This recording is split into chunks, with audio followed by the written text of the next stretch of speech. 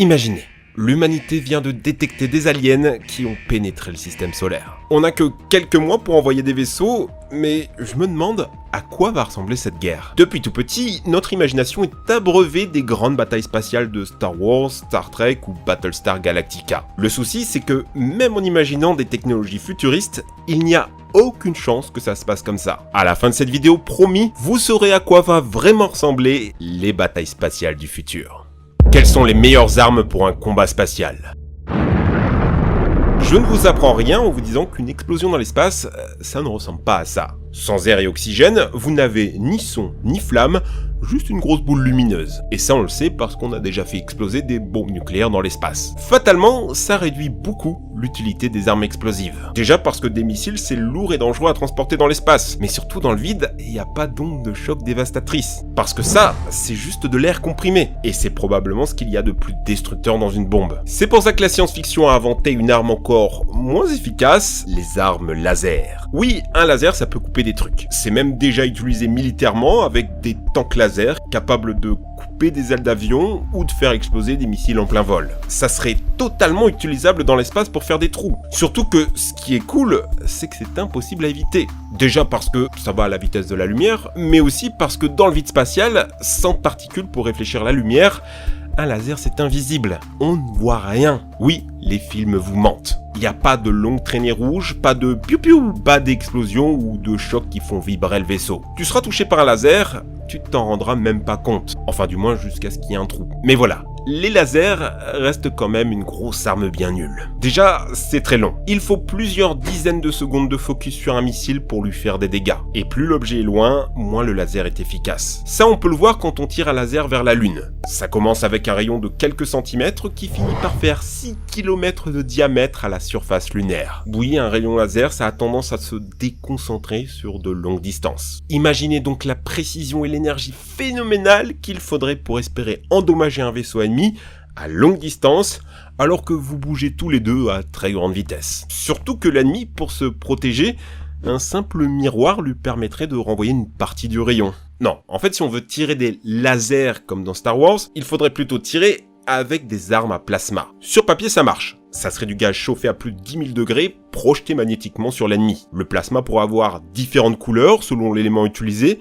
L'hélium serait orange, l'hydrogène violet et le mercure un beau bleu fluo. Mais voilà, il y a un souci. Quand tu tires ton plasma, il ne va pas rester tout droit. Il aura tendance à se dissiper. La forme la plus stable serait de tirer sous forme de donuts, un peu comme un cercle de fumée de chicha. Et c'est loin d'être de la science-fiction. Dans les années 90, les États-Unis ont lancé le projet Marauder, dont le but était de construire un canon à donuts de plasma. Malheureusement, ça semble pas très efficace et les recherches ont été abandonnées. Non, en fait, dans l'espace, il est plus probable que deux types d'armes soient utilisées. Déjà, les armes radiatives. Pourquoi vouloir mettre un vaisseau en lambeaux quand on peut le détruire de l'intérieur? La guerre dans l'espace devrait être bien plus cruelle qu'on ne le croit. On pourrait par exemple utiliser des mini-micro-ondes capables d'émettre de puissantes impulsions électromagnétiques qui endommageraient tous les appareils à bord. La navigation et les systèmes de survie seraient inutilisables, ce qui te ferait devenir un vaisseau fantôme errant dans l'infini. Heureusement, pour l'électronique, il y a des parades. Pour les humains, c'est plus compliqué. Dans l'espace, un des défis majeurs, c'est le refroidissement. Il n'y a pas d'air froid dehors, il y a du vide. Et le vide, contrairement à une idée reçue, ça ne te transforme pas en glaçon. Tu peux sortir dans l'espace, tant que tu touches rien, la chaleur de ton corps va rester collée à toi et tu n'auras pas froid. Enfin, tu auras d'autres problèmes. Dans l'ISS, par exemple, la chaleur s'accumule. Le soleil, les machines, le corps humain, ça serait invivable sans un système de refroidissement incroyablement complexe avec des pompes et de l'ammoniac. C'est gros, c'est difficile à protéger et c'est pourtant la partie la plus sensible du vaisseau. Autant vous dire que ça serait la première chose visée. On n'aurait ensuite plus qu'à irradier, faire monter la température à l'intérieur et littéralement te faire cuire vivant à l'intérieur. Sympa. La deuxième arme, c'est clairement la plus efficace, celle dont on est sûr qu'elle sera utilisée. Les armes magnétiques à projectiles. Car oui, paradoxalement, l'arme la plus puissante dans l'espace, c'est le lance-pierre. À cause de l'énergie cinétique, tout objet dans l'espace devient mortel. Une simple vis peut détruire un satellite, une poussière fissurer une vitre. Imaginez maintenant une voiture. Vous vous souvenez de la Tesla envoyée dans l'espace par Elon Musk? Elle a l'air calme et immobile, mais c'est pourtant 1300 kilos qui sont élancés à 120 000 km/h. Une collision avec ça dégagerait presque autant d'énergie qu'une petite bombe nucléaire. La technique est donc simple. Envoyer sur les ennemis des milliers de petits débris. On utiliserait pour ça des lance-disques à rails magnétiques, une solution militaire déjà déployée sur Terre, capable d'envoyer des morceaux de ferraille à plus de 12 000 km/h. C'est 5 fois plus rapide qu'une balle de fusil, et ça ne demande aucune poudre à canon, juste de l'électricité. Pour les projectiles, on pourrait utiliser l'uranium appauvri. C'est un déchet du vaisseau, c'est petit et c'est très lourd. Au final, une vraie bataille spatiale, ça serait un peu comme des avions catapultes qui essayent de se viser avec des pierres et des déchets. Très moyenâgeux, j'aime beaucoup. Mais voilà, c'est gentil les petits cailloux, mais comment on fait pour passer au niveau supérieur, aux destructions de masse? Pour détruire une planète, par exemple, pourquoi s'embêter à tirer avec un gros rayon laser qui demande toute l'énergie d'une étoile, alors qu'il suffit juste de trouver quelques gros astéroïdes et de les diriger vers la planète ennemie? Moins cher et plus efficace, Dark Vador, t'as mon numéro, tu m'appelles quand tu veux. Le look des vaisseaux spatiaux sera très différent des films. Quand on y pense, à quoi ça sert d'avoir des ailes sur les vaisseaux spatiaux? Bah oui, il n'y a pas d'air pour offrir de la portance. Si on s'en tient aux lois de la physique, le vaisseau qui permettrait de stocker le plus de volume dans un minimum de surface, ça serait une sphère. Mais une sphère, ça donne des sections transversales beaucoup trop larges. Autrement dit, une cible facile à détruire. Pareil pour les soucoupes. Si tu attaques par-dessus, c'est foutu. Non, un vaisseau spatial de combat a plus de chances de ressembler à ça. Un cigare. C'est la meilleure balance entre une faible masse, une section transversale courte, quelque chose de difficile à viser et stable à naviguer. Qui plus est, c'est plus facile à construire et réparer puisqu'il suffit d'emboîter des modules. Ça permet aussi de bien séparer les fonctions, par exemple ne pas mettre le réacteur à fusion nucléaire juste à côté des dortoirs. Je sais pas, ça peut servir. Le seul souci de cette structure, c'est que si tu es touché au centre, ton vaisseau est coupé en deux. Pour ça, faut le protéger. Le vaisseau serait introduit dans une lourde armure avec un squelette interne. Une armure lisse pour minimiser la masse.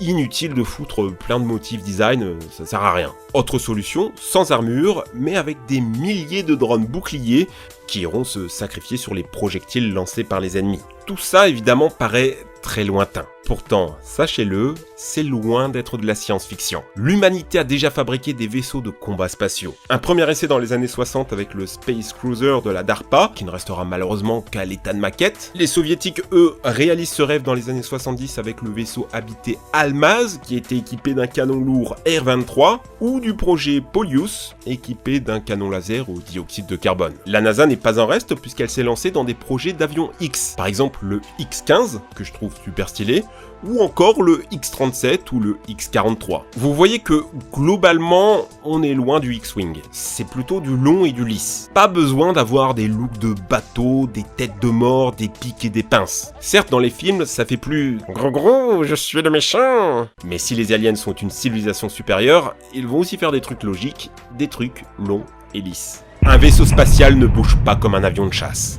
Le cinéma nous a fait croire qu'on volait dans l'espace comme avec des avions. Mais non, bouger dans l'espace c'est vraiment super bizarre. Tout se base sur le calcul du meilleur delta V. En gros, ta capacité de manœuvrer le plus rapidement possible avec le moins de carburant. Là où sur Terre tu peux faire de jolies courbes et être freiné automatiquement avec la résistance de l'air, dans l'espace, non. Si on te pousse à droite, tu vas aller à droite à l'infini sans freiner. Alors c'est un avantage. Contrairement au film, t'es pas obligé de maintenir ton carburant allumé. Tu donnes un petit coup de turbo et c'est bon. Parce qu'en étant tout le temps à plein gaz, tu accumules trop de vitesse. Et pour freiner, tu serais obligé de retourner ton vaisseau et mettre plein gaz mais dans l'autre sens. Du coup, si tu as laissé tes moteurs allumés pendant 1 heure, tu vas devoir freiner pendant 1 heure aussi. Non, dans l'espace, il faut bouger par petits à-coups, en faisant pivoter ton vaisseau sans pouvoir tourner directement et faire de jolies courbes. Dans le cockpit, ça serait vraiment très perturbant. Tu passerais ton temps à faire des acrobaties. Si vous avez de la difficulté à visualiser, jouez à Astéroïdes sur arcade.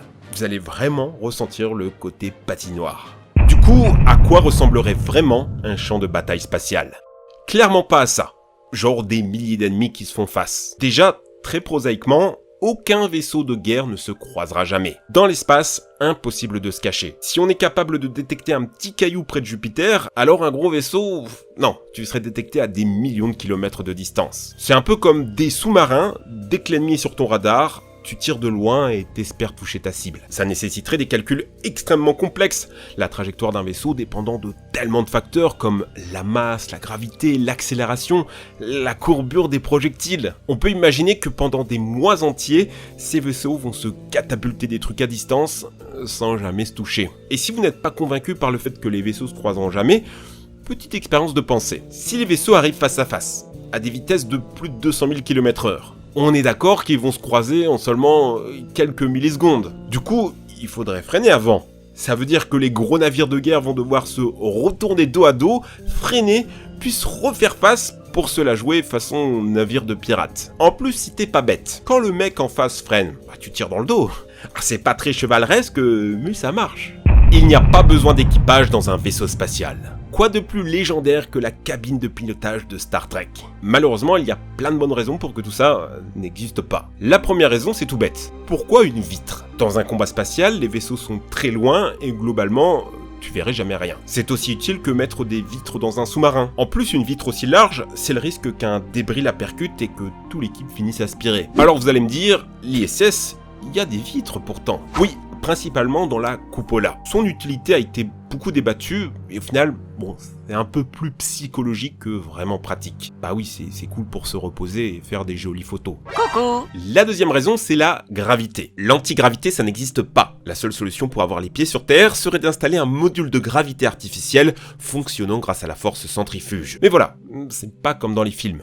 Vu du hublot, ça donnerait un peu le tournis. La troisième raison, c'est l'accélération. Pour éviter les obstacles et manœuvrer, on serait obligé de constamment accélérer. Imaginez une voiture qui taperait tout le long du trajet des giga-accélérations, mais dans tous les sens, haut, bas, droite, ça serait les montagnes russes. Le mieux pendant un combat, ça serait que chaque membre soit solidement attaché dans une cabine molletonnée, privé de tout mouvement, comme au décollage. Et oubliez les joysticks de contrôle. Pendant une grosse accélération, tu sentirais ta main tellement lourde qu'il te serait impossible de contrôler quoi que ce soit. Donc tout se ferait sur du clavier à portée de main. Ces problèmes nous font évidemment demander, est-ce qu'on a vraiment besoin d'un équipage? Je veux dire, si on en est à faire la guerre là-haut, c'est sûrement que technologiquement on aura des intelligences artificielles. Les ennemis seraient tellement loin et iraient tellement vite qu'il vaudrait mieux calculer toutes les trajectoires avec des ordinateurs qui feraient mieux le boulot. La seule utilité des humains, ça serait peut-être en cas de combat extravéhiculaire. Alors, il y a peu de chances que ça se passe comme dans Votom ou dans James Bond, vu qu'une bataille rangée c'est beaucoup trop dangereux, beaucoup trop exposé et particulièrement inefficace. Mais c'est possible en cas d'un abordage. Si un pirate s'approche trop, les modules de défense seraient inefficaces et combattre à l'intérieur serait trop dangereux. Genre, si un projectile perçait la coque. Donc oui, c'est possible, il y aura peut-être des batailles d'astronautes. Mais voilà, posons-nous la question essentielle. Est-ce qu'on se battra vraiment dans l'espace? Il y a des sources de conflits potentiels. Par exemple, l'exploitation des ressources sur la Lune, sur Mars ou sur des astéroïdes. Mais si on s'en tient à la Terre, mieux vaut s'attaquer au sol. Dans l'espace, c'est très coûteux et ça produit des débris qui pénalisent tout le monde. Des combats contre des aliens peut-être? Oui, peut-être, mais dans ce cas-là, vaut mieux se battre depuis la Terre et leur envoyer des missiles téléguidés à très longue distance. D'ailleurs, si vous voulez savoir où sont passés les aliens, on a fait une vidéo sur notre chaîne spécialisée Science Trash, et vous allez voir pourquoi c'est très peu probable qu'une telle rencontre se fasse un jour. La conclusion est cruelle. Il y a peu de chances qu'on se batte un jour dans des vaisseaux. Et c'est pour ça qu'on peut laisser les films nous faire rêver. Si Star Wars était réaliste, ça serait une bataille de sous-marins guidés par des intelligences artificielles qui se catapultent des cailloux pendant plusieurs années. Est-ce qu'on veut vraiment ça? Non, on veut des héros, des sacrifices, des actes de courage. Un laser qui fait piou-piou et qui explose, c'est quand même plus excitant qu'un laser qu'on ne voit pas et qui fait pas de bruit. Si vous voulez vivre une vraie bataille spatiale, il y a pour vous un jeu vidéo, ça s'appelle Children of a Death Earth. À défaut d'être ultra fun, c'est réaliste. Et j'espère vous avoir appris des choses. On se retrouve très bientôt pour de nouvelles vidéos sur l'espace. Abonnez-vous à la chaîne Trash et à toutes nos autres chaînes. Mettez le pouce bleu de l'amour aussi, ça fait plaisir. C'était Neoxys et de tous les monteurs. Allez les amis, ciao!